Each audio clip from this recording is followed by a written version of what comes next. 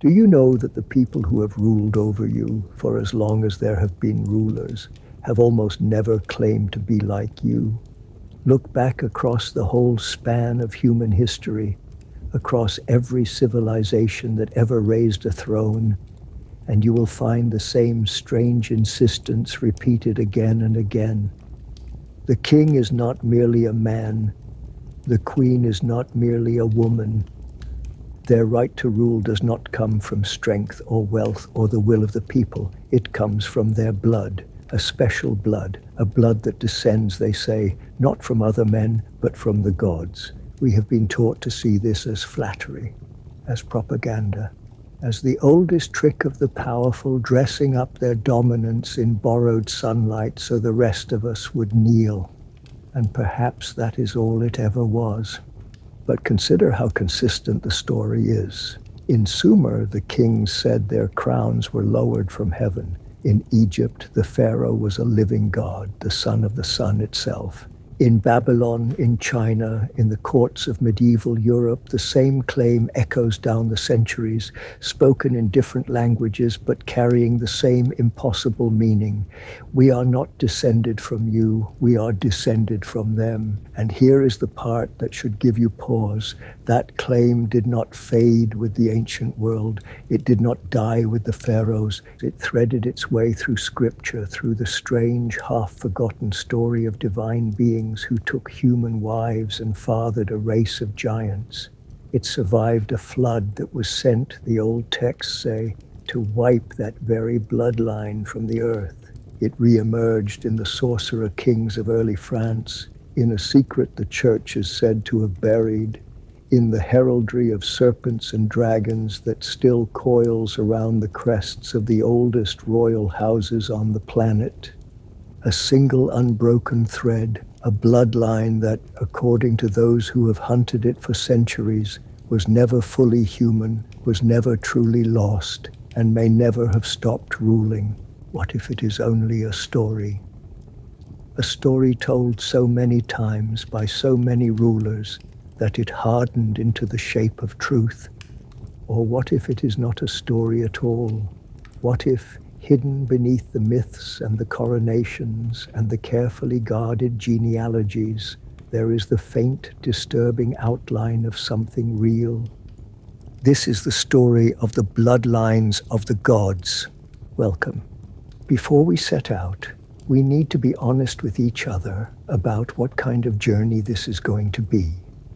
Some of what you are about to hear is established, mainstream, entirely uncontroversial history.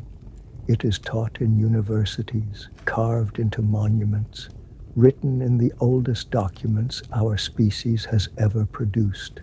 And some of what you are about to hear is speculation of the wildest kind, theories that no serious historian will defend, claims built on documents that may never have existed. This film travels across that entire spectrum, from the solid ground of the archaeological record to the far edges of what can even be imagined. And the reason we travel across all of it is because of a single, genuinely strange pattern. A pattern that begins in the hardest of hard historical fact, and then, if you follow it, seems to run somewhere very unexpected. Let us start with the thing that is not in dispute. For most of recorded history, the men and women who held supreme power did not justify that power the way modern leaders do. There were no elections. There was no talk of consent or merit or the good of the governed. There was only blood. The technical term historians use is sacred kingship, or divine kingship, and it is one of the most widespread political ideas the human species has ever produced. In its fullest form, it holds that the ruler is not simply chosen by the gods, but is descended from them. That divinity flows in the royal veins the way ordinary heredity flows in yours. That the right to sit on the throne is not earned. It is inherited biologically from a source outside of humanity itself. This was not a fringe belief held by a handful of cultures. It was, for thousands of years, closer to the default setting of human civilization. From the god-kings of Mesopotamia to the divine pharaohs of the Nile, from the sons of heaven who ruled China to the emperors of Rome and Japan who were worshipped as living deities, the same conviction appears over and over. The people at the top are made of different stuff. Now, a historian will tell you exactly why this happened, and the explanation is entirely rational. Claiming descent from the gods was the single most effective way to make power unquestionable. You cannot argue with a bloodline. You cannot vote out a god. If the king rules because his ancestors were divine, then rebellion is not just treason, it is blasphemy. The doctrine was, in this reading, a brilliant and cynical tool of control, invented independently by ruling classes everywhere because it worked. And that may be the complete and final answer. Hold on to that explanation, because we will return to it again and again, and by the end, you will have to decide for yourself whether it accounts for everything. But even if it is only a tool, it raises a question that will not go away. If divine descent was the story every ruler told, then where did the story itself come from? Who were these gods that kings claim to be descended from? And why, when we go looking for them in the oldest texts of all, do we find something far stranger than simple mythology? A detailed account of beings who came down from the sky, mingled their blood with humanity, and left behind a lineage that was meant to rule. That is the thread we are going to follow, and it will take us across the entire arc of human history. We will begin where the written record itself begins, in the clay tablets of Sumer, with a king list that opens with a single astonishing sentence about kingship descending from heaven. We will stand in the throne room of the pharaohs, where the ruler was not the servant of a god, but the living body of one. We will see how the same claim surfaces in Babylon in law codes handed down quite literally by the hand of a deity. Then we will descend beneath the history into the myth that underlies it. We will meet the Anunnaki, the gods of ancient Mesopotamia, and hear the controversial modern claim that these were not gods at all, but visitors from elsewhere who engineered humanity itself. We will read the creation stories in which mankind is deliberately mixed from clay and divine blood, built to serve, with a special few built to rule. We will cross into the pages of Genesis, to a handful of forbidden verses about the sons of God and the daughters of men, and the giant offspring, the ancient world called the Nephilim. We will follow that bloodline through a great flood that was supposedly sent to destroy it, and watch uneasily as it reappears on the other side. We will trace the mark of the serpent and the dragon that seems to follow this lineage across every continent. And then we will move into more recent centuries. We will chase the lost tribe of Dan across its rumored migrations. We will confront the Merovingian kings of France and the explosive claim of a hidden holy bloodline. We will ask whether that line runs, unbroken, into the royal houses of Europe that still exist today.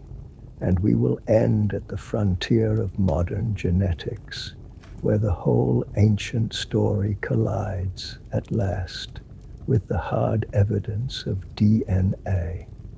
One question will bind all of it together, from the first clay tablet to the last royal wedding. Why has power in every age and every corner of the earth insisted that its blood is not fully human? And what exactly was it claiming to have inherited? Let us follow the bloodline and find out. Every story has a beginning, but very few of them have a beginning we can actually hold in our hands. This one does. It is written on clay, baked, ancient and unmistakable, pressed into tablets by scribes who lived more than 4,000 years ago in the flat land between the Tigris and the Euphrates, the place the Greeks would later call Mesopotamia, the land between the rivers. This was the cradle, The first cities, the first writing, the first laws, the first kings. And when those first kings set down the record of who they were and where their authority came from, they did not hesitate and they did not hedge. They made a claim so enormous, so matter-of-fact, that we still do not quite know what to do with it. Among the thousands of cuneiform tablets recovered from the ruins of ancient Mesopotamia, there is one document that stands apart. Scholars call it the Sumerian King List.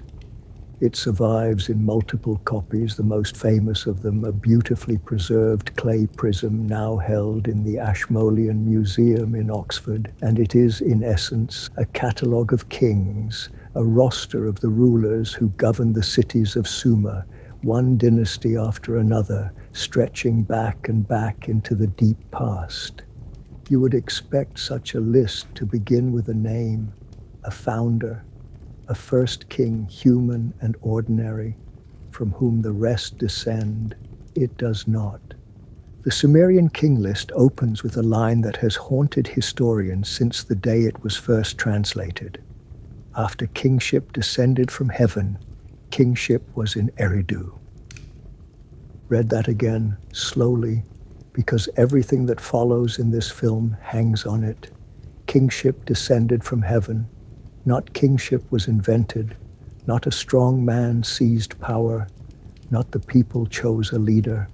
According to the oldest political document our species possesses, the very institution of rule was not born on earth at all. It came down. It was lowered, delivered, granted from somewhere above, and only then placed into the first city, Eridu, and into the hands of the first king, and the strangeness only deepens from there.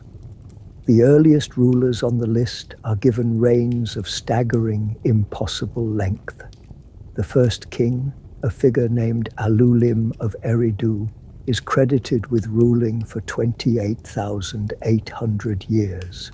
His successor for 36,000. The first 8 kings, spread across 5 cities, are said to have ruled for a combined total of nearly 250,000 years before, in the list's own words, the flood swept over. There it is again, that flood, the same catastrophe we will meet over and over on this journey, marking the boundary between a lost age of superhuman rulers and the world that came after. And after the flood, the list tells us, kingship descended a second time from heaven, and the reigns shrink, century by century, closer and closer to the ordinary human lifespans we recognize, until at last the list merges with figures we can verify through archaeology, real kings of real cities who genuinely lived. Now, the mainstream reading of all this is careful and reasonable, and we should give it its full weight. Historians do not take the 28,000-year reigns literally. They see the King List as a political and religious document, not a factual chronicle, a piece of royal ideology designed to unify the fractious cities of Sumer under a single sacred idea. That legitimate power flowed through one divinely sanctioned line at a time, passed from city to city like a flame. The absurd reign lengths in this view are symbolic, or the product of number systems and mythic conventions we no longer fully understand. That is almost certainly the correct scholarly interpretation. But notice what even the sober mainstream reading concedes. It concedes that the founding document of human civilization frames the origin of kingship as something that descended from the heavens. It concedes that the people who invented writing, the people who built the first cities, chose to explain their rulers not as men who rose, but as a gift that fell. Whatever they meant by it, that is the story they told about themselves at the very dawn of history, in the very first records we have. To understand why that phrase mattered so much, you have to understand how completely the Mesopotamians meant it. This was not a vague, poetic gesture toward divine favor. In the Sumerian and later Babylonian worldview, kingship was a physical thing, an office with a divine substance, sometimes imagined almost as an object, a set of sacred powers that the gods held in their keeping and could bestow or withdraw. The Sumerians had a concept, the me, a word for the divine decrees or cosmic principles that governed civilization itself, everything from law and truth to craftsmanship and, yes, kingship. These were not human inventions. They belonged to the gods, and they were handed down. So when a Sumerian king took the throne, he was not simply inheriting a job from his father. He was being invested with a divine institution, connected through the crown to the will of heaven itself.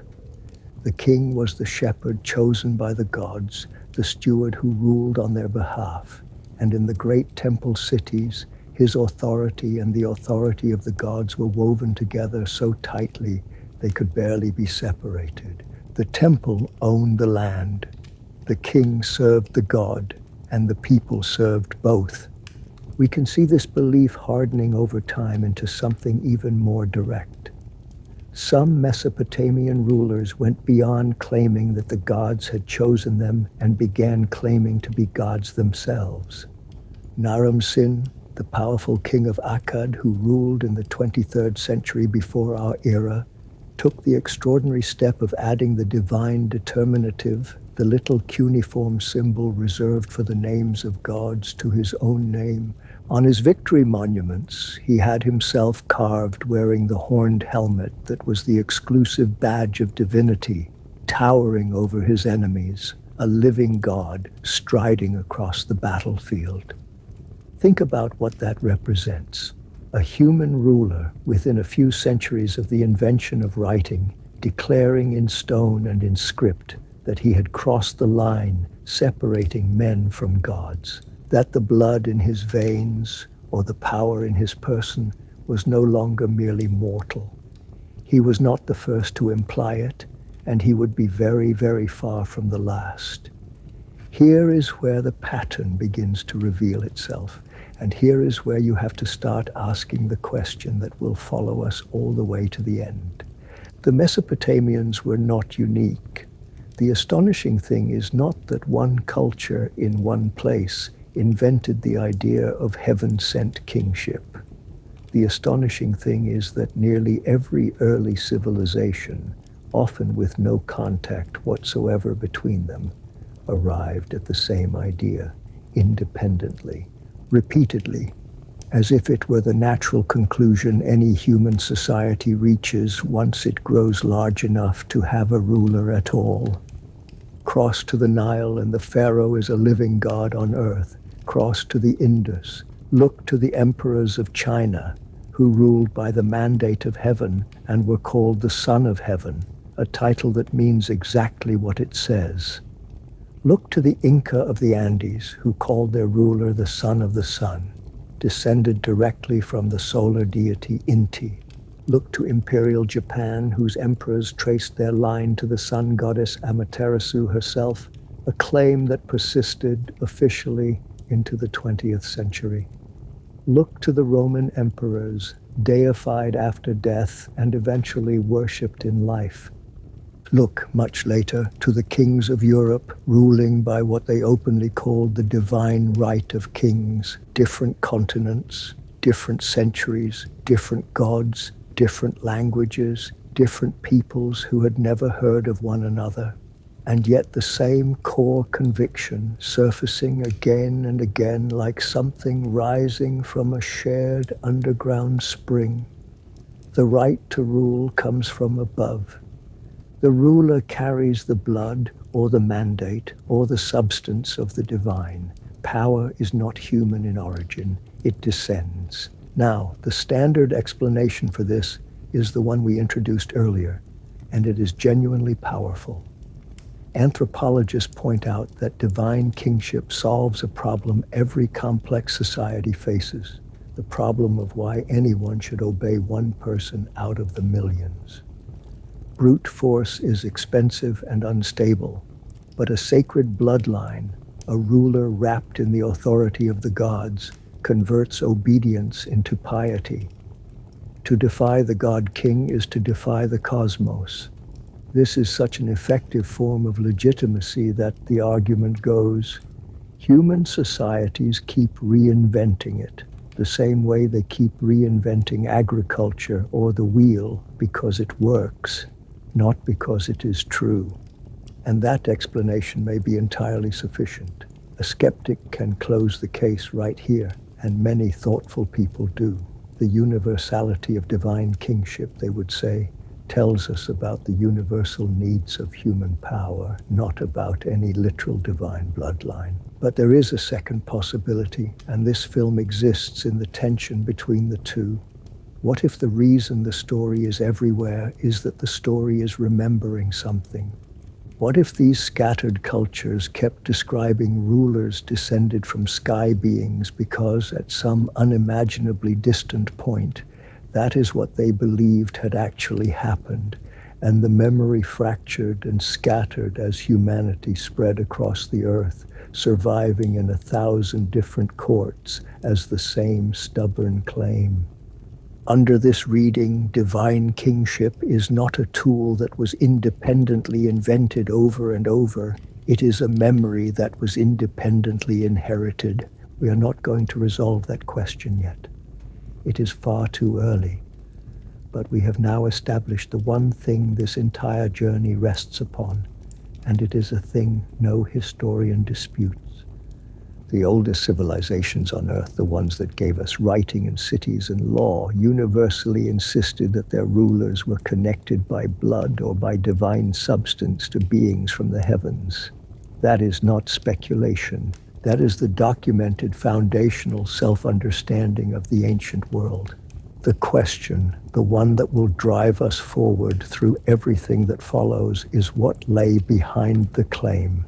The kings said their power came down from the sky.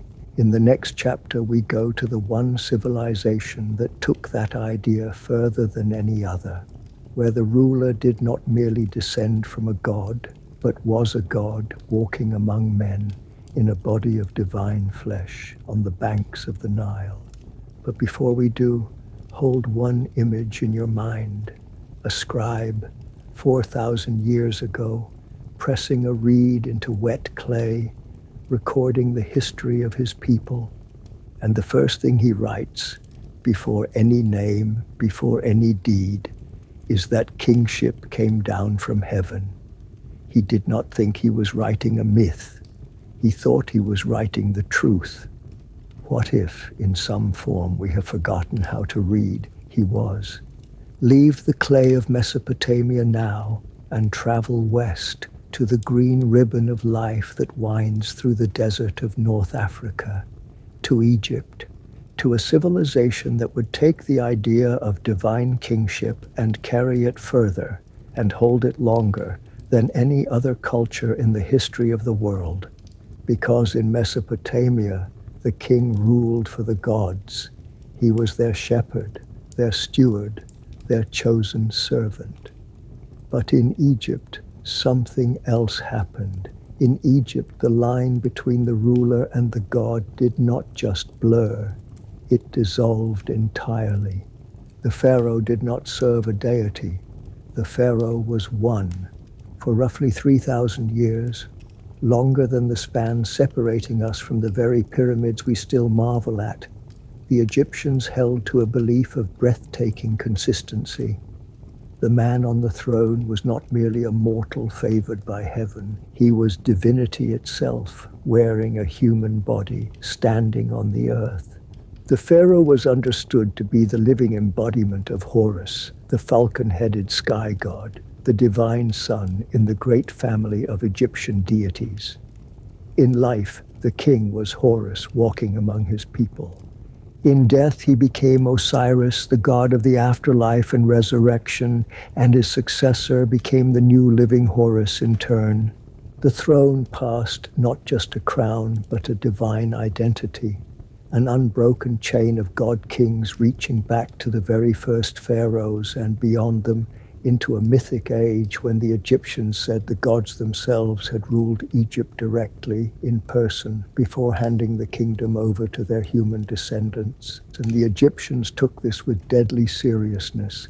The pharaoh's body was sacred, his names were divine. He was the son of Ra, the sun god. And this was not a metaphor scrawled in a temple corner. It was the official theology of the state, proclaimed in stone across the entire Nile Valley. When you carved the pharaoh's titles, you called him the son of Ra, the living Horus, the good god, the lord of the two lands. He was the guarantor of Ma'at, the cosmic order itself, the balance and truth and justice that held the universe together against the ever-pressing tide of chaos. Without a divine king on the throne, the Egyptians believed, order itself would unravel, the sun might not rise, the Nile might not flood, creation could collapse back into the dark. Think about the sheer scale of that claim and the sheer scale of what it built. The pyramids, those mountains of stone that still dominate the desert horizon, were not palaces or fortresses. They were engines of divine ascension, machines of stone designed to launch a dead god-king back into the heavens from which his line had come. Hundreds of thousands of tons of precisely cut rock, organized by an entire civilization over decades, all in service of the conviction that the being buried within was not a man, but a god returning home. You do not build the Great Pyramid to flatter a politician. You build it because you believe, with the total conviction of an entire society across 100 generations, that the blood on the throne is the blood of the gods. And here is the detail that matters most for our journey. The Egyptians were obsessed with keeping that blood pure. This is why the royal families of Egypt practice something that shocks modern sensibilities: marriage within the bloodline, brother to sister, father to daughter, in a way that would be unthinkable and biologically ruinous among ordinary people. The pharaohs were not ignorant of what they were doing. They did it precisely because the divine essence was understood to travel in the blood, and to marry outside the sacred line was to dilute it, to contaminate the God substance with common humanity. The purity of the lineage was worth the cost. Keep that idea close, because we are going to meet it again thousands of years later in the courts of Europe, where royal houses would once more marry cousin to protect a bloodline they too believed was set apart. Now return east for a moment to Babylon, because there is a second monument we need to see, and it makes the same claim in a different and unforgettable way. Around the 18th century before our era, a king named Hammurabi ruled the Babylonian Empire, and he gave the world one of its most famous documents, the Code of Hammurabi, one of the earliest and most complete written law codes ever discovered. It survives on a towering pillar of black stone, a stele nearly 7 feet tall, carved with hundreds of laws, an astonishing window into the justice of the ancient world. But look at the top of that pillar, above all the laws, and you will see a carved image. It shows King Hammurabi standing before a seated god, Shamash, the god of the sun and of justice. And the god is handing something to the king, the rod and the ring, the symbols of authority and of righteous rule. The message could not be clearer. This law does not come from Hammurabi, it comes through him, from the god. The king is the conduit through which divine justice flows down into the world of men. Hammurabi says it outright in the text itself. He describes how the great gods called him by name to bring justice to the land, to make righteousness prevail, so that the strong might not oppress the weak. His authority to write the very laws that governed millions of lives rested entirely on the claim that he had been divinely appointed, and that his legitimacy descended from the gods above. This is the same idea we found in Sumer, the same idea we found on the Nile, expressed yet again in a third great civilization. Power is not seized, it is not earned. It is bestowed from heaven, and it flows through a chosen individual whose right to rule is written into the order of the cosmos. Across Mesopotamia and Egypt, across 1,000 years and hundreds of miles, the ruling classes of the ancient world spoke, essentially, with one voice. Step back now and take in the whole picture, because the pattern has become impossible to ignore. The Sumerian King List says kingship descended from heaven. The pharaohs of Egypt were living gods, sons of the sun, guardians of cosmic order, so devoted to the purity of their divine blood that they married within their own families to preserve it.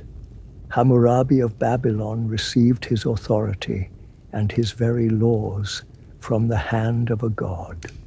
And beyond them, as we have seen, the same conviction radiates outward across the entire ancient and even medieval world, to China and Japan, to the Andes, to Rome, to the divine right monarchs of Europe. Now, we must be fair, and we must repeat the skeptic's case, because it is strong and it deserves to be heard clearly every time. None of this proves that any ruler was actually descended from a non-human being. What it proves is that the claim of divine descent was the universal language of legitimacy. It was the operating system of ancient power. A ruler surrounded by that theology became untouchable, and so every ambitious dynasty reached for it, the way every empire reaches for an army.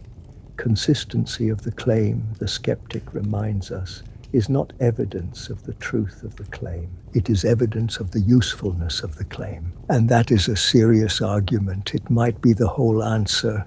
But sit with the strangeness a moment longer, because there is something the "it was just useful" explanation has to work very hard to account for. It is not merely that ancient rulers claimed divine favor. It is the specific, recurring, oddly biological form of the claim. Not the gods like me, but the gods are in me. Not heaven blesses my reign, but heaven's blood runs in my veins and I must keep it pure. Again and again, the claim is not about approval. It is about ancestry. It is about descent. It is about a substance carried in the body, passed down through the generations, that separates the ruler from the ruled at the level of the flesh itself. Where did that particular idea come from? Why did so many disconnected peoples independently land not just on divine kingship in general, but on the very specific notion of a hybrid bloodline, a lineage where the human and the divine had been mixed, and where the mixture had to be protected? The mainstream says this is simply how the human mind dresses up hierarchy, perhaps. But there is another place we can look for the answer, a place the ancient people themselves would have pointed to without hesitation. They would have told us that their kings claimed descent from the gods because their kings were descended from the gods, and that if we want to understand how the blood of heaven ever entered the human line in the first place, we should stop studying the kings and start studying the gods. So that is exactly what we are going to do. We are going to go beneath the throne rooms and the pyramids and the law codes, down into the oldest layer of myth, and ask a question the ancient world answered in vivid and unsettling detail. Who were these gods that kings kept claiming to descend from? Where did the Sumerians say they came from? And what, according to the very tablets that opened this story, did they actually do to the human race? The answers point us toward a name that has become one of the most controversial words in the entire study of the ancient world: the Anunnaki. We have spent our journey so far on solid ground. Clay tablets you can hold, pyramids you can climb, law codes carved in stone. Everything we have said until now is accepted history, disputed by no one. That is about to change. From here, we begin to descend beneath the documented world into the layer of story that lies underneath it, into myth, into scripture, into interpretation and speculation and outright controversy. The ground will get softer with every step. But we do not leave the evidence behind entirely, because the myths we are about to explore are themselves written on those same ancient tablets in the same cuneiform script by the same civilization that told us kingship came down from heaven. We are simply asking now what they said came down with it. And when we ask the Mesopotamians who their gods were, they give us a name, the Anunnaki.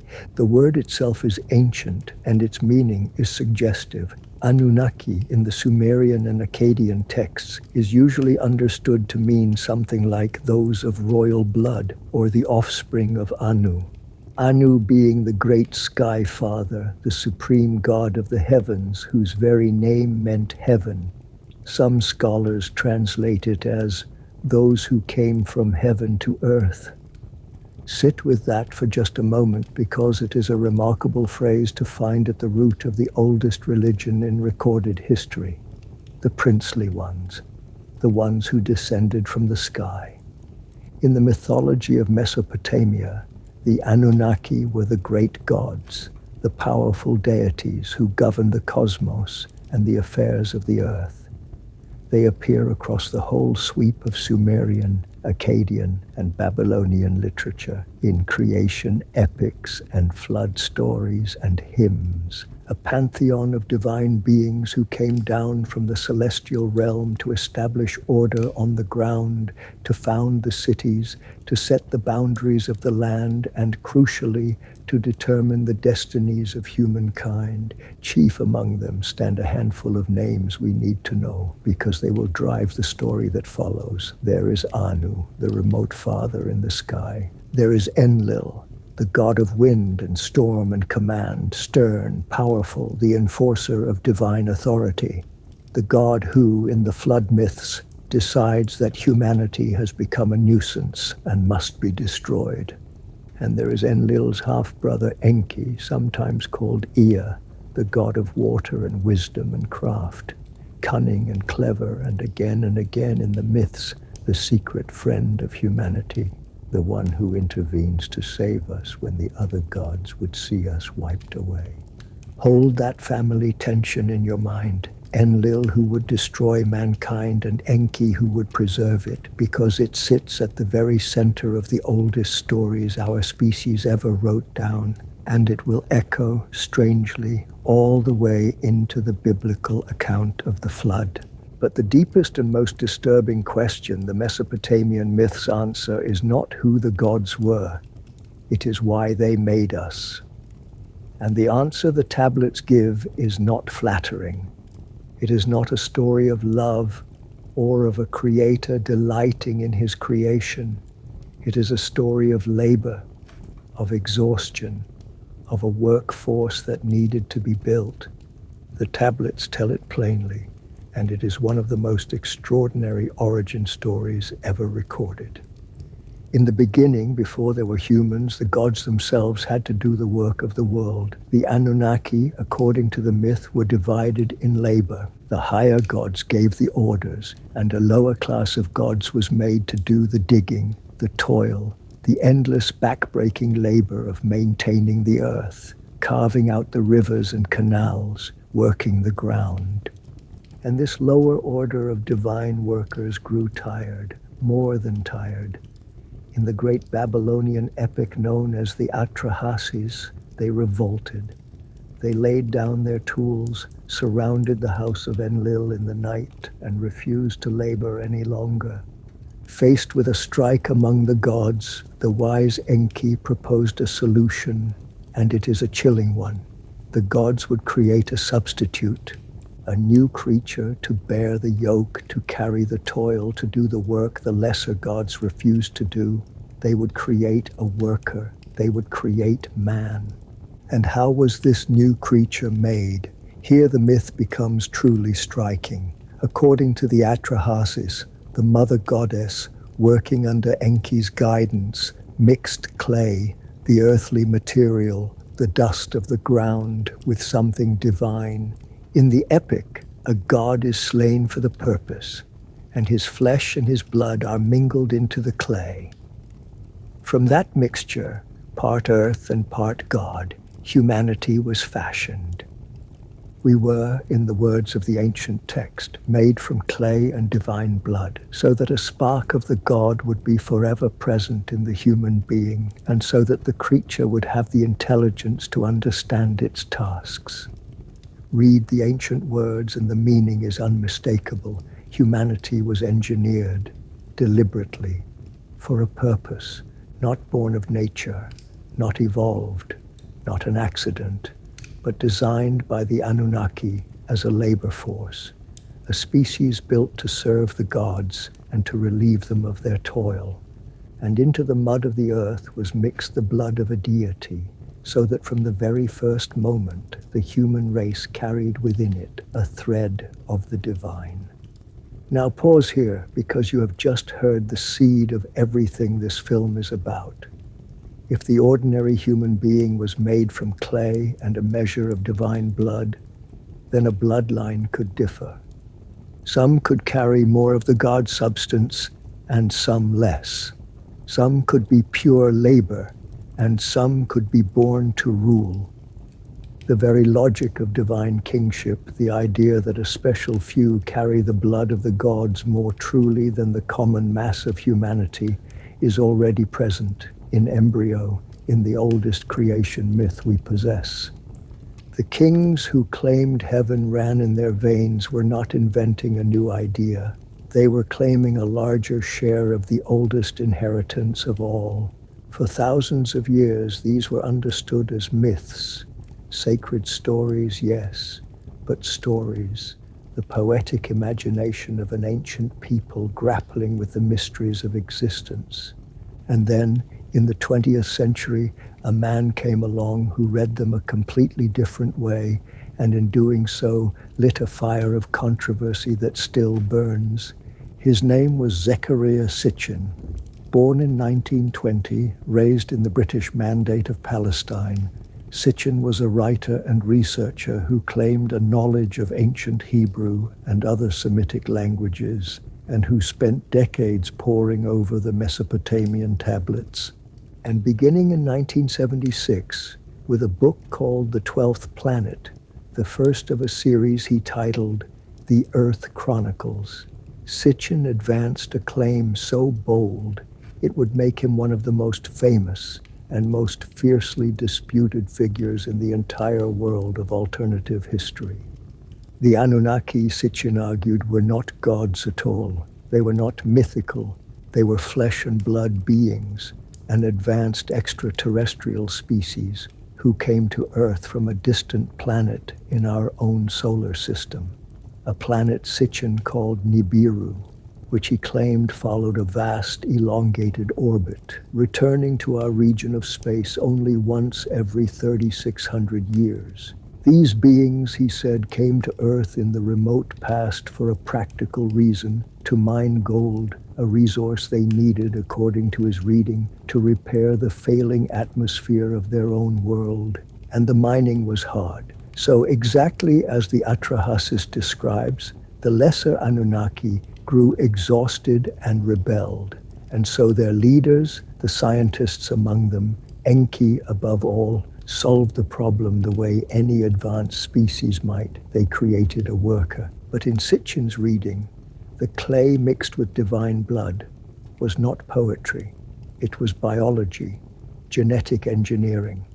The Anunnaki, he claimed, took an existing primitive hominid already present on Earth and spliced it with their own genetic material, creating a hybrid, a being intelligent enough to work the mines and follow instructions, but a slave nonetheless, a worker species, us. In this reading, every strange thread suddenly connects. The gods who came down from heaven were extraterrestrials descending from the sky. The mixing of clay and divine blood was a genetic program. The special bloodlines of the kings were the hybrid lines the Anunnaki deliberately elevated to rule over the rest of the human workforce on their behalf. Demigods installed as managers, an aristocracy of enhanced blood set above the common labor stock. Divine kingship in Sitchin's world was not a metaphor and not a myth. It was the literal continuation of an extraterrestrial hierarchy, with hybrid overseers ruling humanity in the name of gods who had gone back to the stars. It is, you have to admit, a spellbinding vision.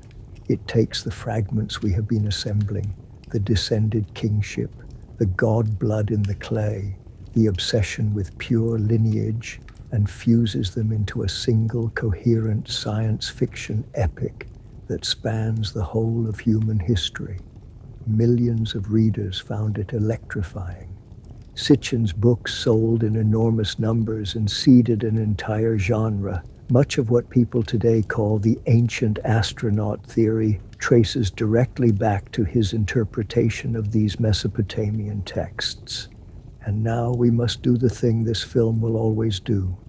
We must stop and turn and give the other side its full and fair hearing. Because the scholarly verdict on Zecharia Sitchin is not mixed.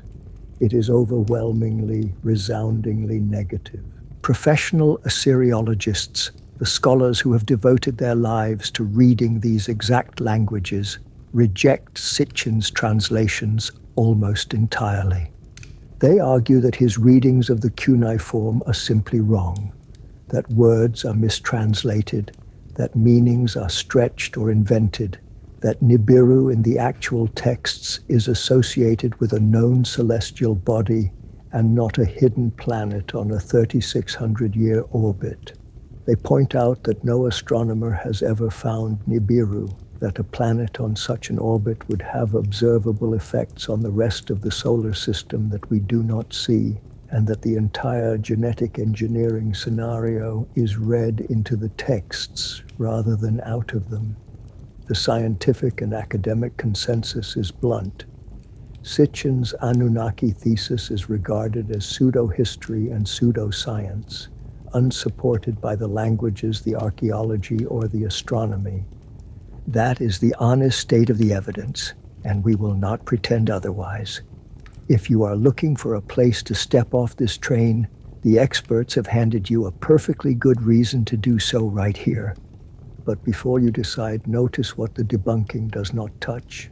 It does not touch the tablets themselves.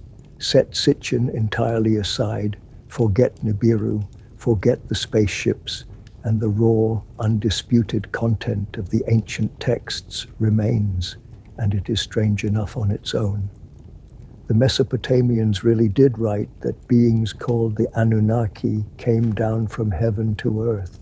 They really did write that humanity was fashioned deliberately from clay mixed with the blood of a god. They really did believe that a divine substance ran in the human line, and that some carried more of it than others. Sitchin's crime, in the eyes of scholars, was to read those myths too literally as history. But the myths are real. The question this film keeps circling is not whether Sitchin translated correctly. It is why the oldest people on Earth told this particular story at all, a story of sky beings who bred a hybrid race and set a chosen bloodline to rule it. Because that same story, the mixing of divine and human, the birth of a hybrid line, does not stay in Mesopotamia. It travels. It reappears in the sacred text of an entirely different people, in a handful of verses so strange that they have troubled readers for 2,000 years. Verses about the sons of God and the daughters of men and the giants that were born from their union. We turn now to the Bible and to the Nephilim. We have heard the outline of the creation. Now we need to go inside it, because the details the Mesopotamians recorded are more specific and more unsettling than any summary can convey. This was not a vague notion of God shaping mankind. It was a precise account, told in more than one epic, of exactly what was mixed, exactly why, and exactly what it meant for the creature that resulted. And what it meant, according to those texts, was that the human being was never fully one thing. From the very first moment, we were a blend, a hybrid, part earth and part something that came from above. Two great texts carry this story, and it is worth knowing them by name, because they are among the oldest works of literature on earth. The first is the Atrahasis, a Babylonian epic whose surviving copies date back to the early second millennium before our era, though the story it tells is older still. Its name comes from its human hero, Atrahasis, whose name means something like exceedingly wise, and it contains the fullest account we have of why and how humanity was made. We have already heard its opening drama, the lesser gods breaking under their labor and rising in revolt. But it is in the solution to that revolt that the epic becomes extraordinary. The gods convene. They summon the birth goddess, the Great Mother, called Nintu or Mami in the text, and they ask her to create a being who can bear the burden, and she answers that she cannot do it alone. Creation of this kind requires a divine element. Something of the gods must go into the mixture, and so the gods make a terrible decision. They select one of their own to be slain. The text names him. A god called We'ila, or Geshtu-i in some readings, described as a god who had intelligence, is put to death in the divine assembly, and from his body two things are taken. His flesh and his blood are mixed into clay, and the mother goddess and the wise god Enki work that bloody clay, and from it they fashion the first human beings, 7 pairs, 7 males and 7 females, who will multiply and fill the earth and take up the labor the gods had cast off. The second text is the Enuma Elish, the great Babylonian epic of creation, whose very name comes from its opening words, when on high. It is a sweeping cosmic story, the account of how the god Marduk rose to supremacy by slaying the primordial chaos monster Tiamat and building the ordered world from her body. And when Marduk turns to the creation of humanity, the same essential idea appears once more. A god is chosen to die. Here it is Kingu, the defeated commander of Tiamat's rebel army, the guilty party in the great war of the gods. King's blood is spilled, and from it, humanity is made. From his blood, he created mankind, the epic says, and imposed upon them the labor of the gods, and set the gods free. 2 epics, 2 accounts, and the same haunting formula in both. To make a human, you take clay from the earth, and you mix into it the blood of a slain god. We are, in the literal telling of Mesopotamia's own scriptures, a creature compounded of dust and deity. Now look closely at the details, because the ancient authors chose them deliberately, and they carry meaning we should not rush past. Consider whose blood it is. In the Atrahasis, it is a god who had intelligence, a god of the mind. In the Enuma Elish, it is Kingu, a rebel, the ringleader of the losing side in the war against the ordered cosmos. And the ancient thinkers understood this to explain something about the nature of the creature they had become. The intelligence in the divine blood gave humanity its reason, its awareness, the spark that lifts us above the animals and lets us understand instruction, plan, build, and worship.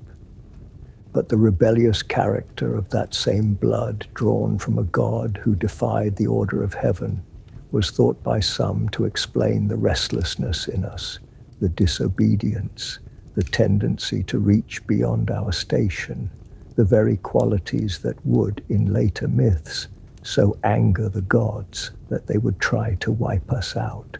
Think about how sophisticated that is as a piece of ancient reasoning. The Mesopotamians looked at the human being, this creature that could reason like a god and rebel like one too, and they explained it with a single elegant idea. We carry divine blood, and the blood we carry came from a god of intelligence who was also a rebel. Our greatness and our defiance flow from the same source, the drop of heaven mixed into our clay. And then consider the purpose. This is the part the ancient texts never soften, and it is the part that separates the Mesopotamian creation from almost every other. Humanity was not made to be loved. We were not the crown of creation, the beloved children of a doting father. We were made to work. The texts say it without embarrassment. Man was created to bear the yoke, to carry the toil of the gods, to feed them through sacrifice and to labor in their place so that the gods could rest. We were, in the plainest possible terms, a servant species, a workforce, engineered to relieve our makers of their burden. There is something bracing and a little cold in that vision. Other traditions tell us we were made for glory, or for love, or for communion with the divine. The oldest tradition of all tells us we were made because somebody upstairs was tired of digging. We were a labor solution, and into that labor solution was folded just enough of the God substance to make us useful, and perhaps just enough to make us dangerous. But here is where we arrive at the idea that this entire film has been building toward, and it emerges naturally, almost inevitably, from the logic of the myth itself. If humanity was made by mixing clay with divine blood, then the amount of divine blood is a variable. It is a quantity that could, in principle, differ from one person to another, from one lineage to another. And once you allow that, a hierarchy falls into place with terrible ease. The common mass of humanity, the labor stock, might carry only the base measure of God blood, just enough for intelligence and toil, but others, a chosen few, might carry more, a richer concentration, a purer strain. And those few would not be laborers at all. They would be something closer to the gods themselves. They would be born to command. This is the hidden architecture beneath everything we saw in the first half of our journey. When the Sumerian king said kingship descended from heaven, when the pharaoh called himself the son of Ra and married his own sister to keep the divine blood pure, when Naram Sin put the horns of a god on his own head, they were all, whether they knew it or not, drawing on this single ancient premise, that the God substance runs in the blood, that it can be concentrated or diluted, that some human beings carry more of heaven in them than others, and that those who carry the most have the right, the divine and biological right, to rule the rest. The creation myth of Mesopotamia does not just tell us where humanity came from. It tells us why humanity has always been divided into the many who serve and the few who rule. And it grounds that division not in wealth or in force, but in blood.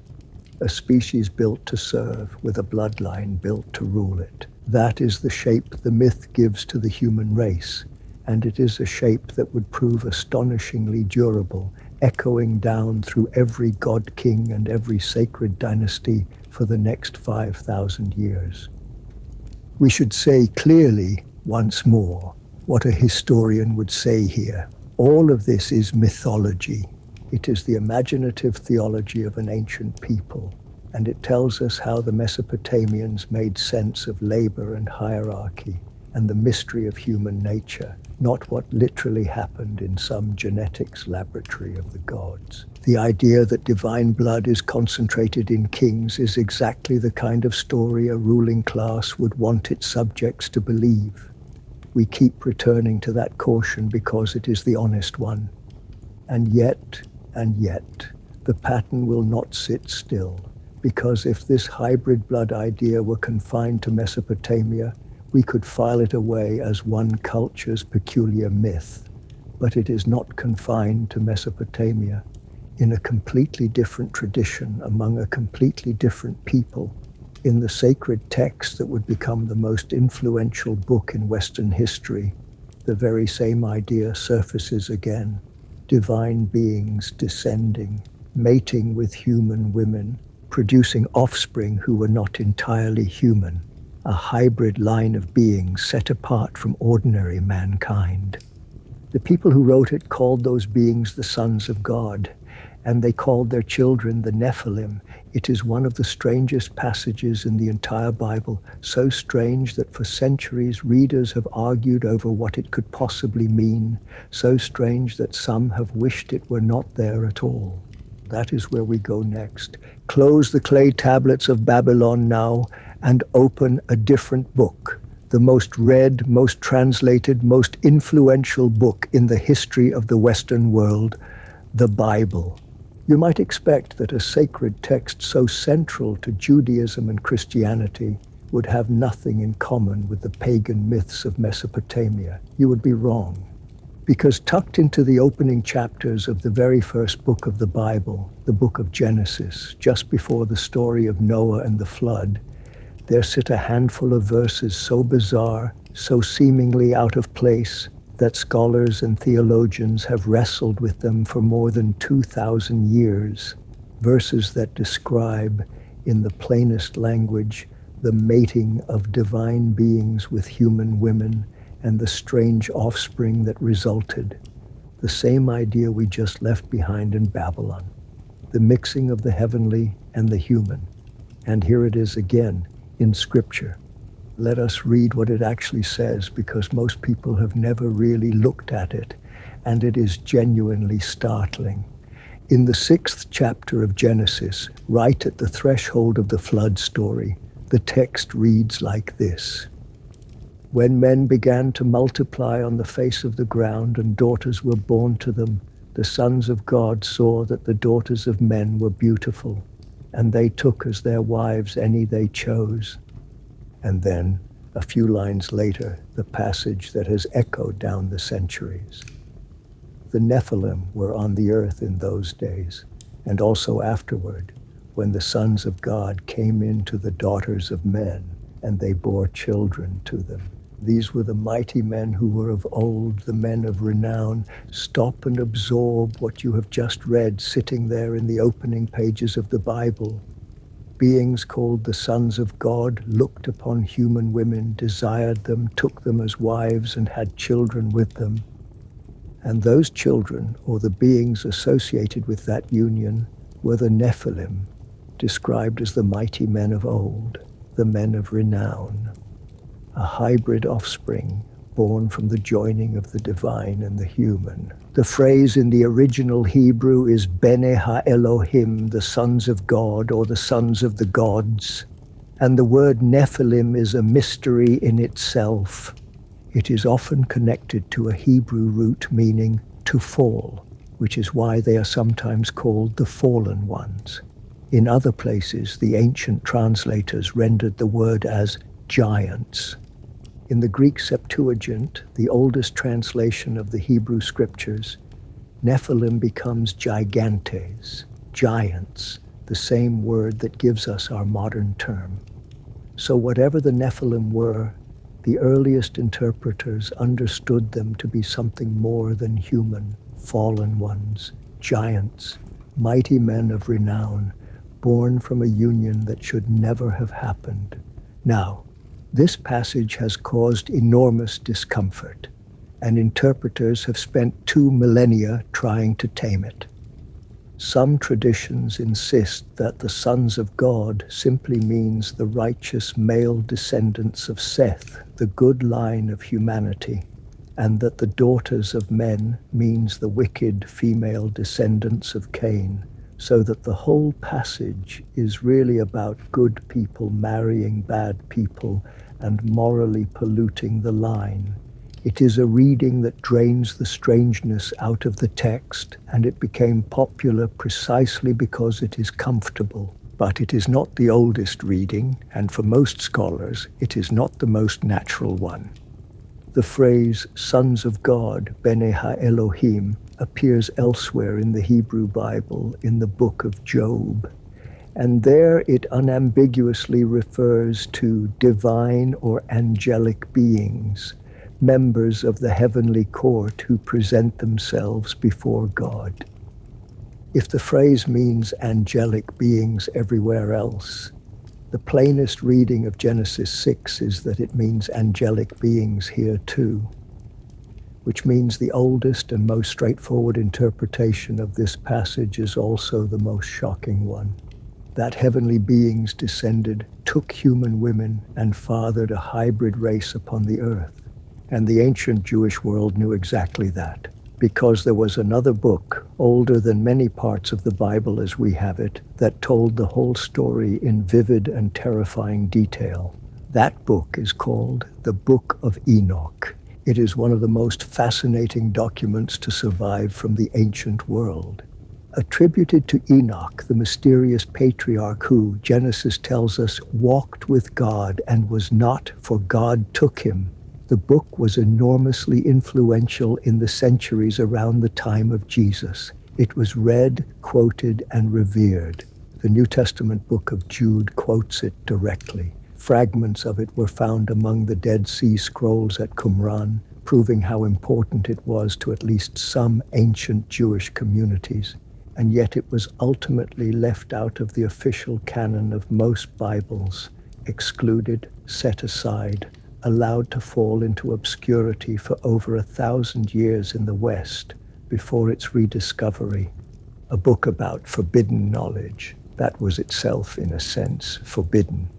And what the Book of Enoch describes is the full, unexpurgated version of the Genesis 6 story. It names the divine beings. It calls them the Watchers, a class of angels whose task was to watch over humanity from the heavens. And it tells how 200 of these Watchers, led by a figure named Semjaza or Shemihaza, looked down upon the daughters of men and burned with desire for them. They made a pact among themselves on the summit of a mountain, bound themselves by mutual oath to the deed, and descended. They took human wives, and they fathered children. But the Watchers did not only father children. According to Enoch, they did something the gods had always forbidden. They taught humanity secret knowledge. They gave mankind the forbidden arts. One Watcher, named Azazel, taught men to make swords and knives and shields, the tools of war, and taught women the arts of cosmetics and adornment. Others taught sorcery and enchantments and the cutting of roots and the reading of the stars and the signs of the sun and the moon. Knowledge that was meant to remain in heaven was poured out upon the earth, and humanity was changed by it, corrupted by a wisdom it was never meant to possess. Here, notice the astonishing parallel we have been tracking. In Mesopotamia, it was the god Enki, the wise one, who gave humanity the arts of civilization. In Greek myth, it would be Prometheus, who stole fire from the gods and gave it to man and was punished eternally for it. And in the Book of Enoch, it is the fallen Watchers who bring forbidden knowledge down to earth. The same deep motif appearing again and again across unconnected cultures. Divine beings crossing the boundary between heaven and earth, mixing their blood with ours, and handing us knowledge that transforms us and that we perhaps were never meant to have. And in Enoch, this crossing of the boundary is a catastrophe. The union of the Watchers and human women and the forbidden knowledge they spread corrupts the whole world. And the offspring of that union, the children of angels and women, become a plague upon the earth. Which brings us to the most disturbing part of the whole account. What exactly were these children? The Book of Enoch does not leave us guessing. It describes the offspring of the Watchers in language that is meant to horrify. They were giants, beings of enormous size, towering over ordinary men, and they were not benevolent. Enoch describes them as insatiable, devouring everything the labor of humanity could produce, and when that was not enough, turning to violence and eventually to the eating of flesh and the drinking of blood. They filled the earth with bloodshed and lawlessness. They were a hybrid race, part heavenly and part human, possessed of tremendous power and tremendous appetite, and their presence drove the world into a spiral of corruption and violence so complete that, according to the story, it left heaven with only one option: the flood. In the Enochian account, the Great Flood was not simply a punishment for human wickedness in a general sense. It was a targeted act. It was sent in large part to cleanse the earth of the Nephilim, to wipe out the monstrous hybrid bloodline that the Watchers had unleashed, to drown the giants and scour their corruption from the world so that humanity could begin again, pure. The Watchers themselves were bound and imprisoned in the depths, sentenced to await final judgment, and their giant children were to be destroyed utterly by the rising waters. Now, let us be scrupulously fair, as we always must be. Mainstream biblical scholarship reads all of this as ancient religious literature, mythology in the technical sense, stories that carried deep meaning for the people who told them, but that are not to be taken as historical accounts of literal giant fathering angels. The Nephilim, in the academic view, are a mythological motif, perhaps a way of explaining old legends of heroic or gigantic figures, perhaps a polemic against the pagan god-kings and demigods of surrounding cultures, a Hebrew answer to the demigod heroes of Mesopotamia and Greece. Serious scholars do not believe a race of angel-human hybrids actually walked the earth. But once again, set aside the question of literal truth and look at the pattern that remains, because it is genuinely remarkable. Here is a tradition entirely separate from Mesopotamia, the Hebrew tradition, one that defined itself in sharp opposition to the pagan world around it, one that insisted on a single god and rejected the entire pantheon of gods and goddesses. And yet even this tradition preserves, right at its foundation, the same core story we found in the clay of Babylon: beings from heaven descending to earth, mating with human women, producing a hybrid offspring that is more than human, and a great flood sent to deal with the consequences. The same story, told by peoples who saw each other as enemies, preserved in the sacred text of a faith that rejected everything else about its neighbors' religions. Why does this particular story survive the crossing between such hostile traditions? Why does the idea of a divine human hybrid bloodline appear at the root of both the Mesopotamian and the biblical accounts of human origins? And there is a detail in the Genesis verse that we passed over and that we cannot leave behind, because it is the hinge on which the second half of this entire film will turn. Read it once more. The Nephilim were on the earth in those days and also afterward. And also afterward. After what? After the flood. The very text that describes the giants being on the earth before the flood quietly adds that they were there afterward too, which raises a question that should send a chill down your spine. If the flood was sent to destroy the hybrid bloodline and the flood succeeded, then how were the Nephilim on the earth afterward? How did the bloodline that heaven tried to drown survive the drowning?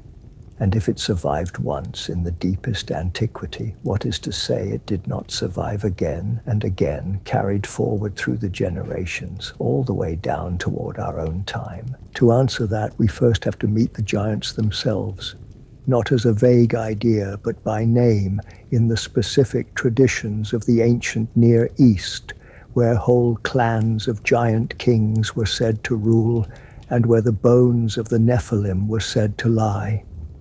The Nephilim are easy to dismiss as a single strange verse, a poetic fragment, a curiosity. But when you keep reading the Hebrew scriptures, you discover that the giants do not go away. They keep appearing by name in tribe after tribe, kingdom after kingdom, woven into the actual narrative history of the ancient Near East. The Bible does not treat them as a one-time anomaly. It treats them as a recurring people, encountered again and again, resisted, feared, and finally fought. So let us meet them properly, not as an abstraction, but as the ancient world described them, with names, with places, and with the physical traces they were said to leave behind. The Bible has more than one word for giants, and each opens a window onto a different clan. There are the Anakim, the descendants of a figure named Anak, the sons of Anak. When Moses sent 12 spies into the land of Canaan to scout it before the Israelite conquest, 10 of them came back terrified, and the reason they gave was the Anakim. In the Book of Numbers, the spies report, "We saw the Nephilim there, the descendants of Anak, who come from the Nephilim, and we seem to ourselves like grasshoppers, and so we seem to them." Read that carefully. The spies explicitly link the giants they encountered in Canaan to the Nephilim of Genesis, and they describe themselves as feeling like insects beside them, grasshoppers before towering men.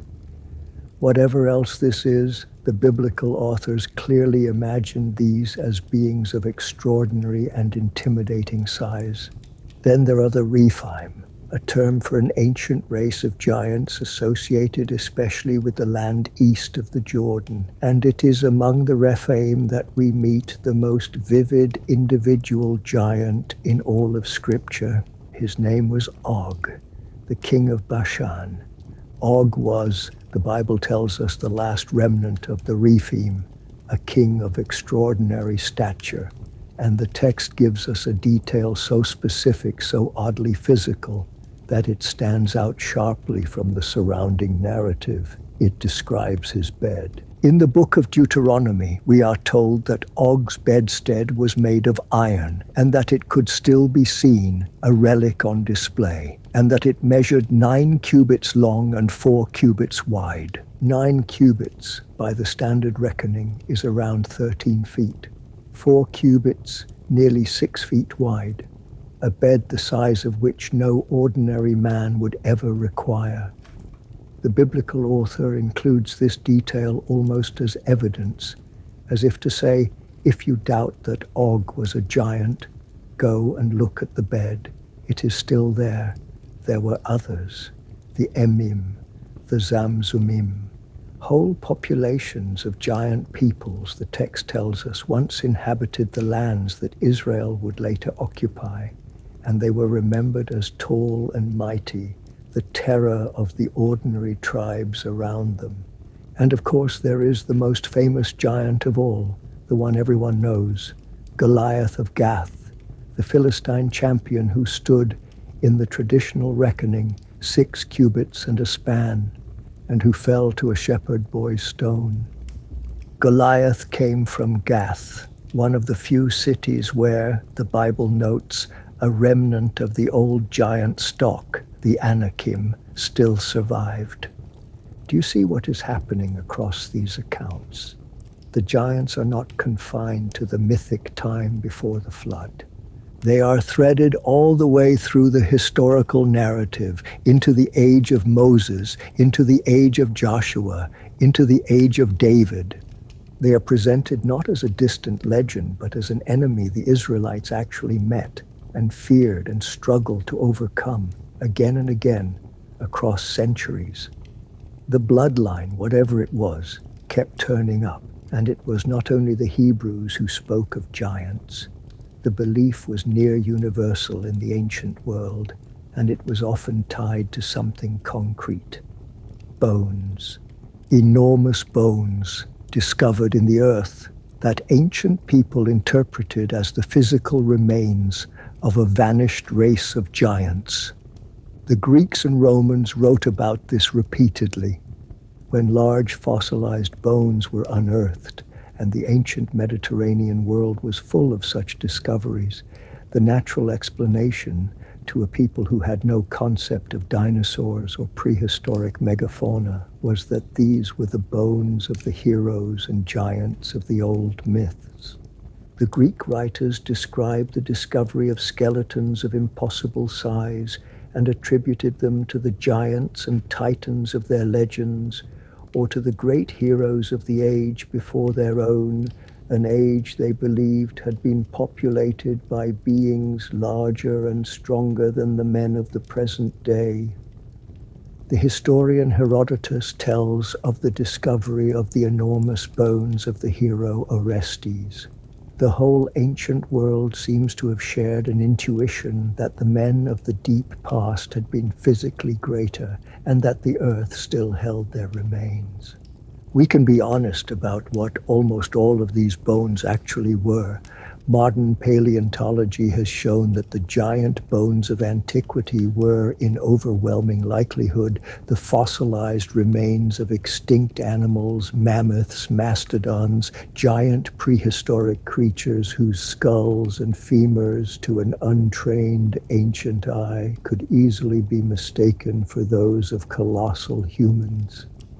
A mammoth skull with its large central nasal cavity has even been proposed as a possible origin for the myth of the one-eyed Cyclops. This is a compelling and well-supported explanation, and intellectual honesty demands that we put it front and center. The ancient reports of giant bones are far better explained by fossils than by fallen angels. And yet notice what the misidentification itself reveals. Why did ancient people all over the world look at enormous bones and immediately conclude that a race of giant humans had once walked the earth? They did not conclude that unknown animals had once lived. They reached instinctively for the giants because the story of the giants was already there, already deep in the cultural memory, already waiting to receive and explain the evidence. The bones did not create the belief in giants. The belief in giants was already present, and the bones seemed to confirm it, which returns us once more to the real mystery. Not the bones, but the belief. Where did the near-universal human conviction come from that a race of mighty, oversized beings had once ruled the earth and had then passed away? The Bible had an answer. The Nephilim were on the earth. The Mesopotamians had their own version, the mighty men and demigod kings of the age before the flood. The Greeks had their heroes and titans. And in every case, the age of giants ends the same way, in catastrophe, in a great cleansing, in a flood that separates the world of the giants from the ordinary world that came after. Pull the threads together now, and a coherent and disquieting picture emerges from the ancient traditions, whatever we ultimately decide about its truth. According to the combined testimony of Genesis, of the Book of Enoch, and of the wider ancient world, there was, in the deep past, a different kind of civilization on the earth, a world in which the boundary between the heavenly and the human had been breached, in which divine beings had descended, mixed their blood with humanity, and fathered a hybrid race, the Nephilim, the mighty men of renown, the giants.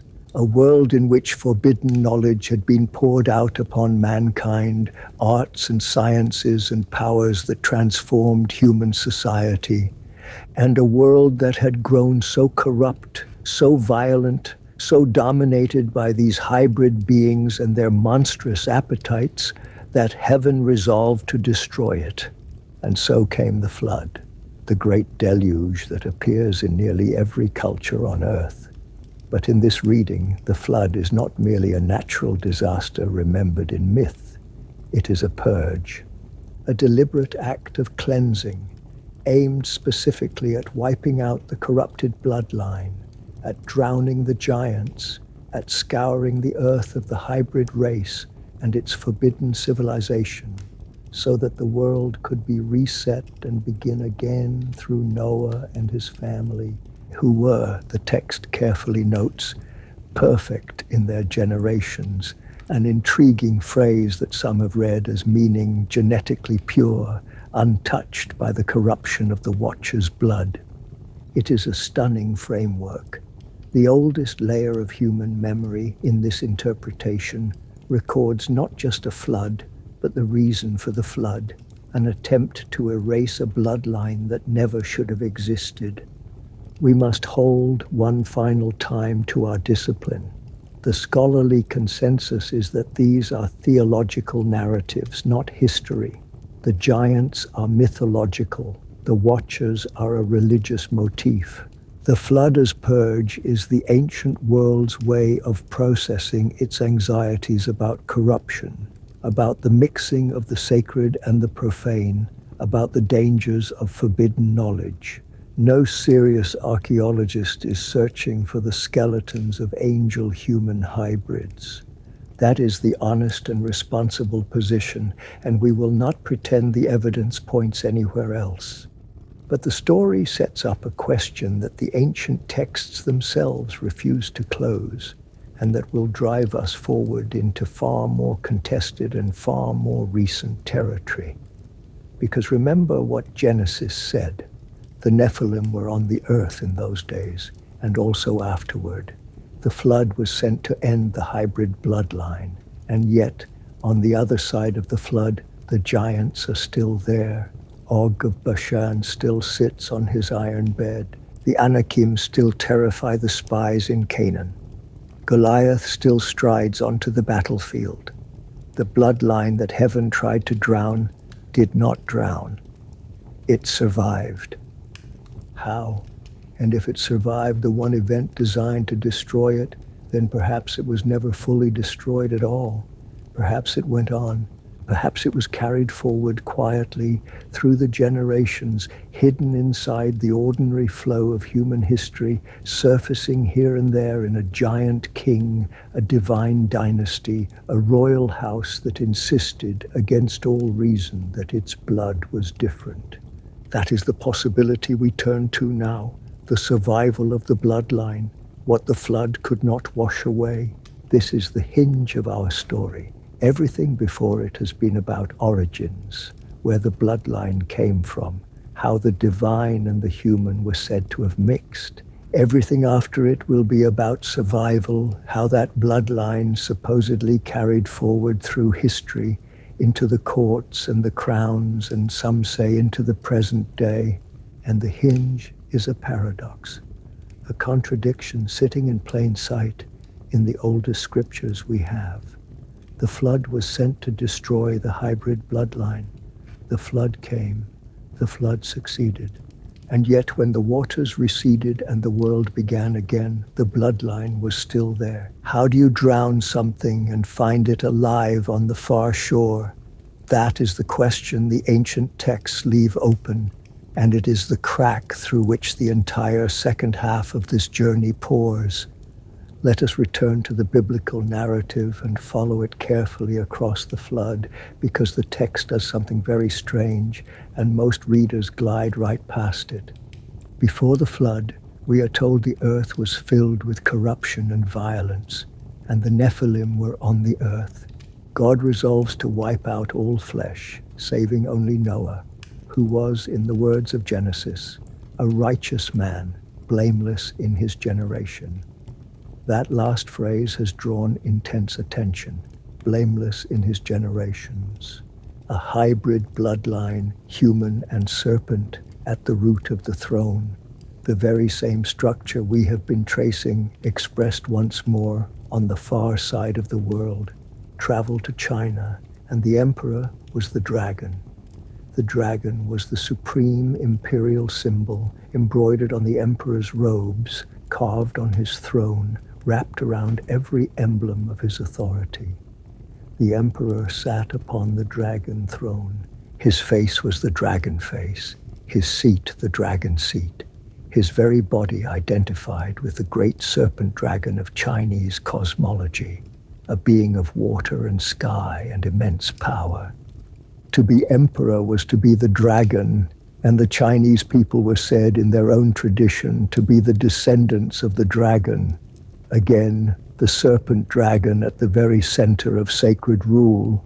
Travel to the Americas and you meet Quetzalcoatl among the Aztecs, Kukulkan among the Maya, the feathered serpent, a great god-king associated with civilization, knowledge, and the founding of dynasties, a divine serpent linked to the origins of rulership and learning.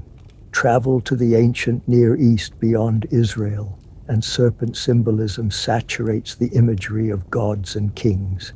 Even in the Bible itself, Moses raises a bronze serpent on a pole in the wilderness, and those who look upon it are healed, an image so potent and so double-edged that it was later destroyed for fear it had become an object of worship. The serpent on the pharaoh's crown, the Naga blood of the Indian kings, the dragon throne of China, the feathered serpent of the Americas. Do you feel the weight of the repetition?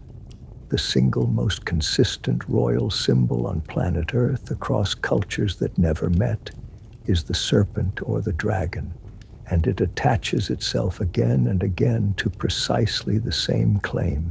The claim of divine descent, of superhuman blood, of the right to rule inherited from a being that was more than human.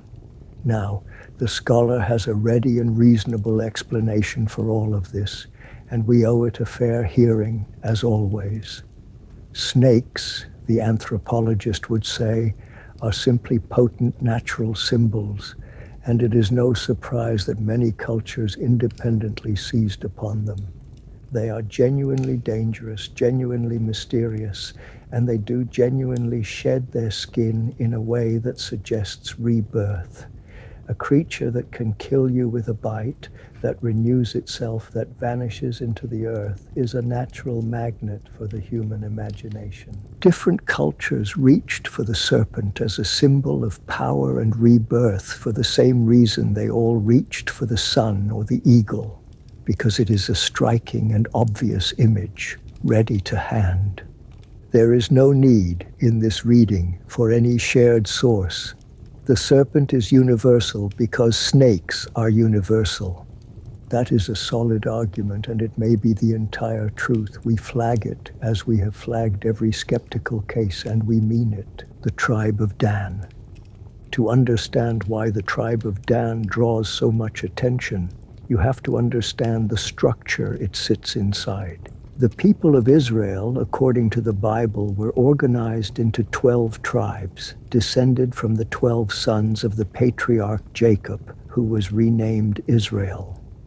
12 tribes listed and counted and blessed throughout the Hebrew scriptures, the foundational architecture of the entire nation. And among the many places these tribes are enumerated, there is one that stands out for who is missing.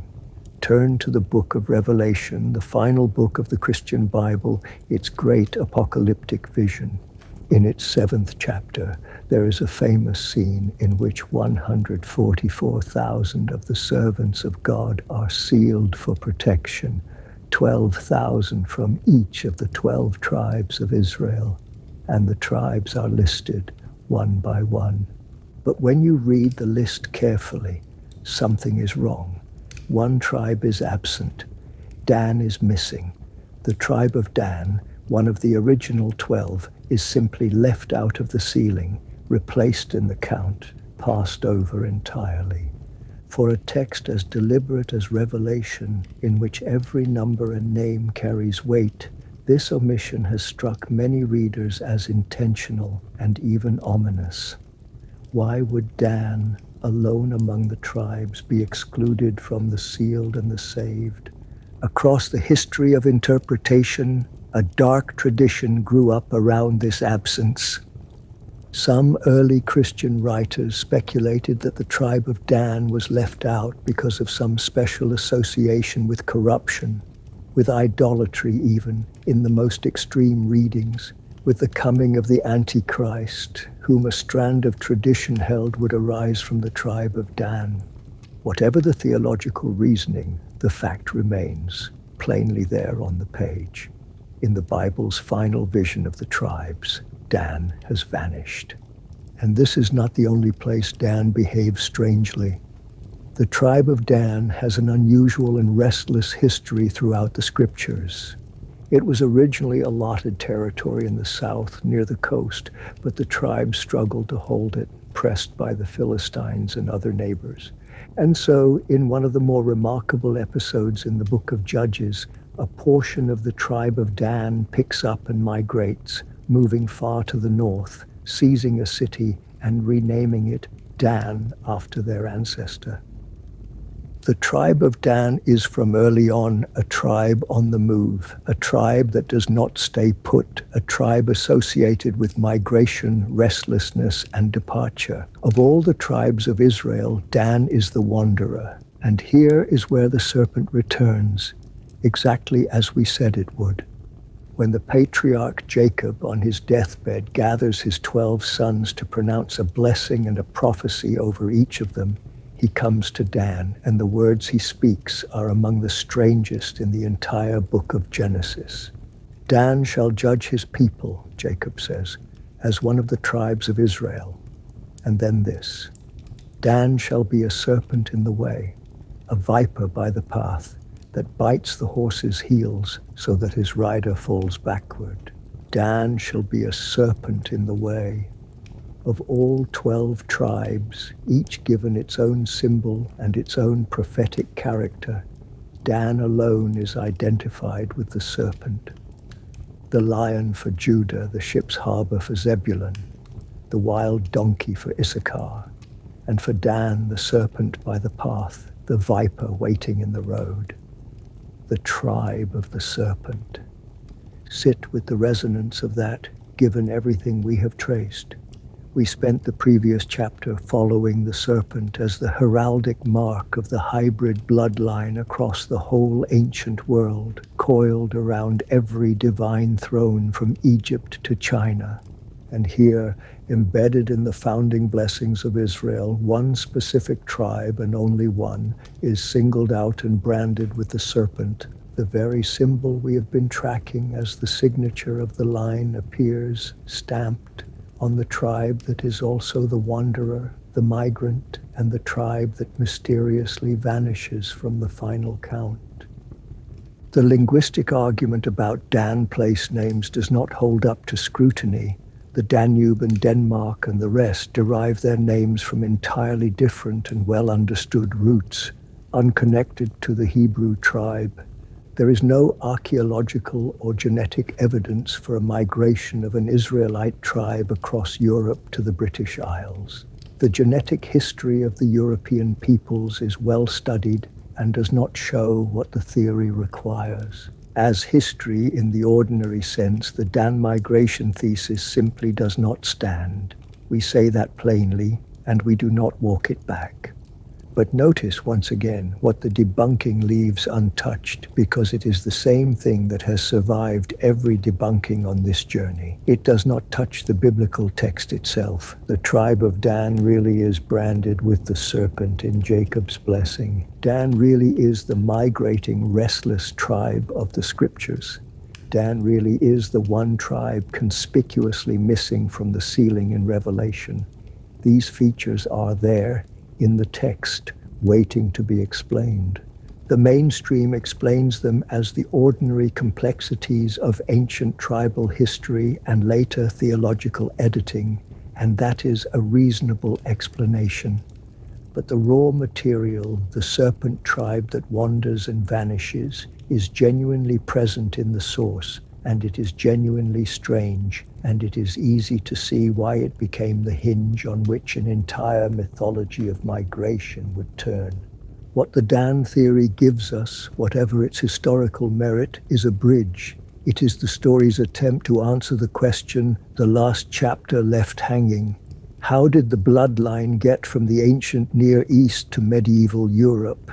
The theory's answer is the wandering serpent tribe, carrying the line north and west across the continent over long centuries until it arrived in the very heartlands where the next chapter of our story unfolds. Because it is in Europe, in the early medieval period, that the bloodline claim resurfaces in its most famous, most documented, and most explosive modern form. a dynasty of kings in what is now France, kings said to be descended from a creature of the sea, kings surrounded by legends of sorcery and sacred blood, kings whose supposed secret would, more than 1,000 years later, become the basis of one of the best-selling and most controversial claims in the modern world. The serpent has led us across the ancient world and up through Europe.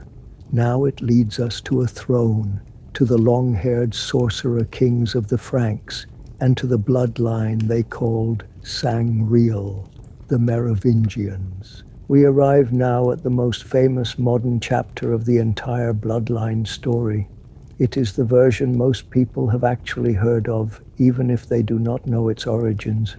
It has sold tens of millions of books, inspired a global publishing phenomenon, and drawn furious denunciations from historians and the church alike. And it centers on a real dynasty of real kings who ruled a real kingdom in early medieval Europe, and who were, even in their own time, wrapped in the strangest of legends. The Merovingians, the long-haired sorcerer kings of the Franks, and the secret that a controversial modern thesis claims they carried in their blood, the Sangreal, the royal blood, the Holy Grail. Let us start with the history, because the Merovingians were entirely real, and even the sober historical record makes them strange. They were the first royal dynasty of the Franks, the Germanic people who settled in Gaul, in what is now France, as the Roman Empire in the West collapsed. From roughly the 5th to the 8th centuries, the Merovingian kings ruled over a growing Frankish kingdom, and their most famous member, Clovis I, converted to Catholic Christianity around the turn of the 6th century, a decision of enormous historical consequence that bound the Frankish monarchy to the Roman Church and shaped the future of all of Europe. But the Merovingians were surrounded, even in the accounts of their own era, by an air of the uncanny. They were known as the long-haired kings, and their hair was not a mere fashion. It was sacred. The Merovingian kings never cut their hair because their long flowing locks were believed to be the very seat and symbol of their royal power and their special nature, a magical potency that resided in the hair itself. To cut a Merovingian's hair was to strip him of his kingship, and this was done deliberately to depose them, shearing a fallen king to sever him from his sacred office.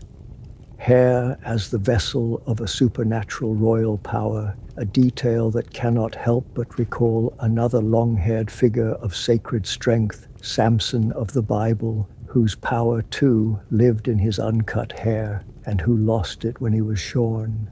The Merovingians were also credited in legend with mystical and healing powers, a sacred, almost magical quality to their persons, the touch of the divine that clung to true kings. And then there is the founding legend of the dynasty itself, the story of the figure from whom they took their name, Merovech, the semi-legendary ancestor king. According to the legend, Merovech was the son of two fathers. His mother, already pregnant by the Frankish king, was said to have gone swimming in the sea, and there to have been approached by a creature of the deep, a sea beast, described in some tellings as a kind of sea serpent or aquatic monster called the Kinotaur.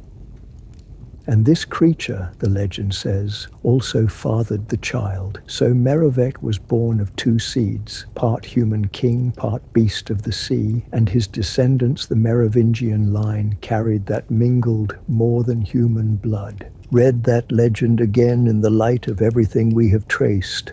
A dynasty founded by a being conceived through the union of a human and a creature from the water, a serpent beast of the sea. A royal bloodline that is, from its very origin story, a hybrid, part human and part something else, and marked once more by the serpent. Whatever the Franks meant by this tale, its structure is uncannily familiar. It is the same structure as the Nagas of India, the same structure as the sons of God in Genesis, the same claim of a royal line born from the mixing of human and non-human blood, surfacing yet again, now in the heart of early medieval Europe. For over 1,000 years, the strange legends of the Merovingians remained a footnote of medieval history. And then, in the late 20th century, they exploded into global fame through one of the most audacious and disputed claims ever made about European history. In 1982, three authors, Michael Bygant, Richard Lee, and Henry Lincoln, published a book called The Holy Blood and the Holy Grail. It became an international bestseller, and it advanced a thesis of breathtaking scope. The heart of the claim was this: the Holy Grail of legend, the Sangreal, was not a cup at all. The authors argued that the word should be broken differently, not Sangreal, Holy Grail, but sang real royal blood. The Grail in this reading was never a physical vessel. It was a bloodline, a sacred lineage, and the blood it carried was the blood of Jesus himself. The thesis went further into territory that scandalized millions.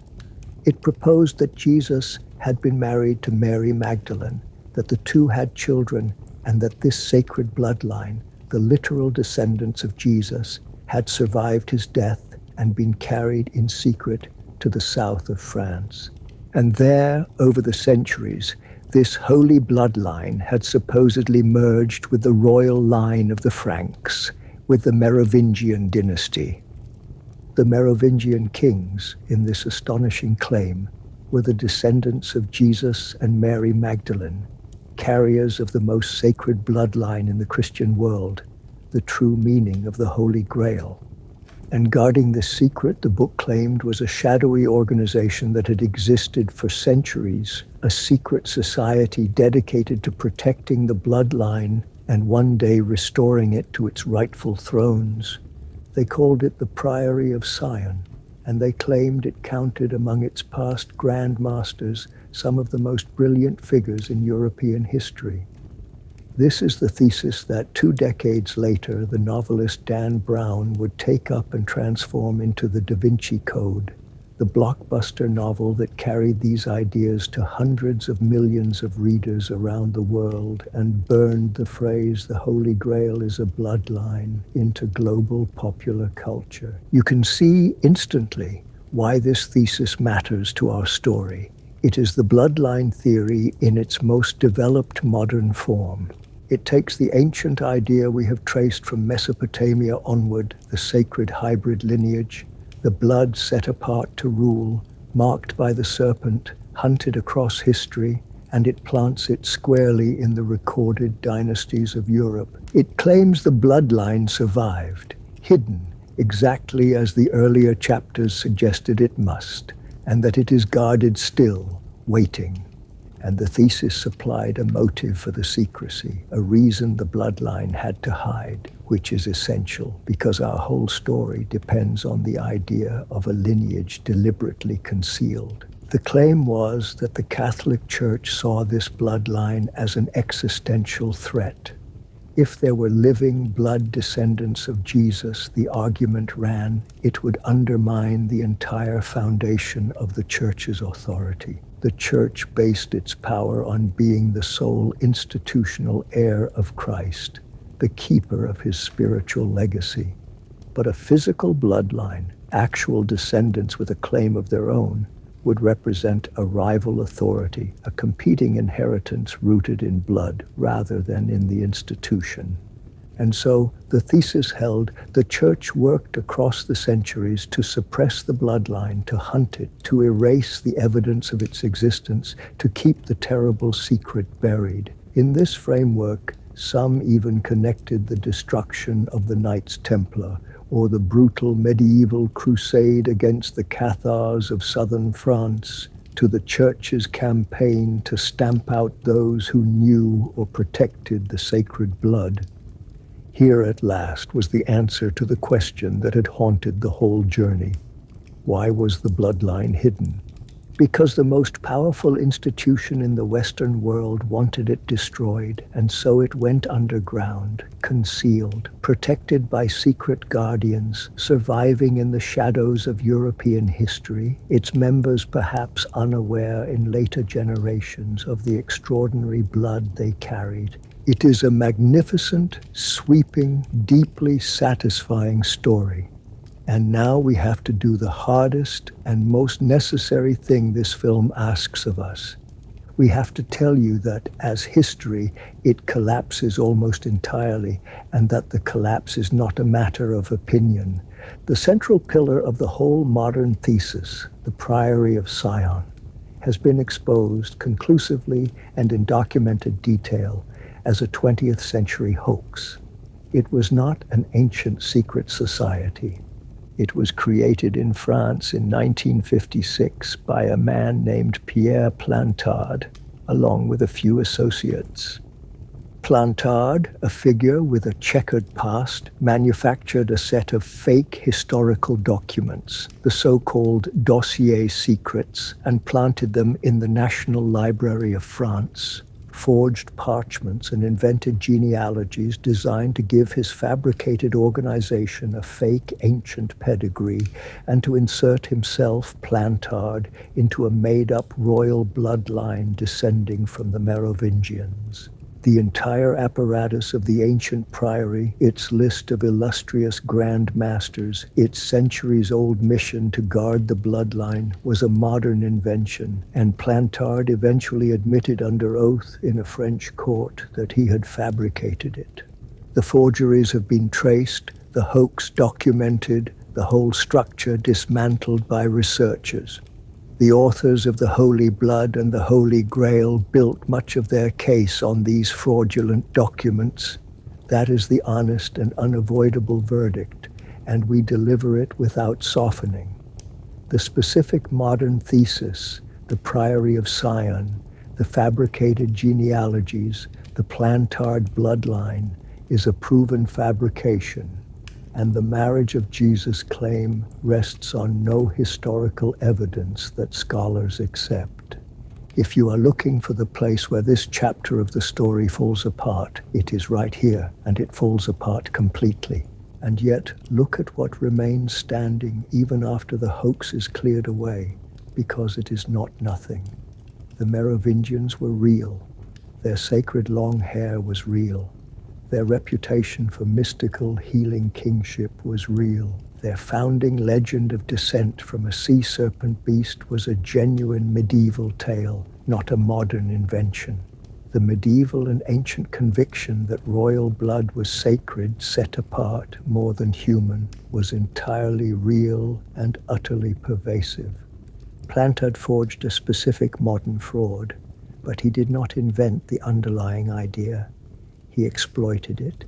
He hooked his hoax onto a belief that was already deep and ancient and waiting, the same belief we have watched surface again and again from the clay of Sumer to the crown of the pharaohs to the serpent tribe of Dan. The reason the Holy Blood and the Holy Grail and the Da Vinci Code struck such a nerve, the reason they sold in the tens of millions, is that they tapped into something genuinely old in the human imagination.